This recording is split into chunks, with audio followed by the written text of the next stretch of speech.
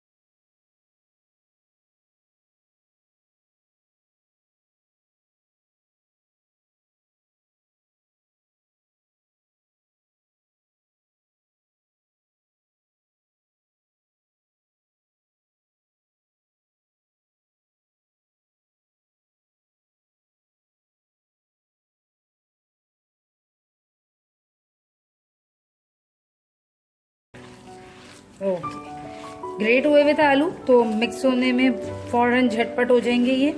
अब इसमें मैं ऐड कर देती हूँ ये कॉर्नफ्लावर। कॉर्नफ्लावर डालकर भी हम इसे इस तरह से अच्छे से मिक्स कर लेंगे। अगर आपके पास कॉर्नफ्लावर नहीं है तो आप 2 टेबलस्पून मैदा यूज कर लीजिएगा, ठीक है ना। मैं कॉर्नफ्लावर बाइंड कर देता है बहुत अच्छे से और क्रिस्पीनेस भी पैदा करता है। तो ये देखें, इतनी जल्दी विदिन 2-3 मिनट्स में ये हमारा पोटैटो मिक्सचर तैयार हो चुका है। अब मैं इसके बनाऊंगी डोनट्स। ऑयल ले लीजिएगा, हाथों को चिकना कर इसको आप बनाएंगे तो बहुत इजीली आपके हाथों पे ही चिपकेगा नहीं और बन जाएगा।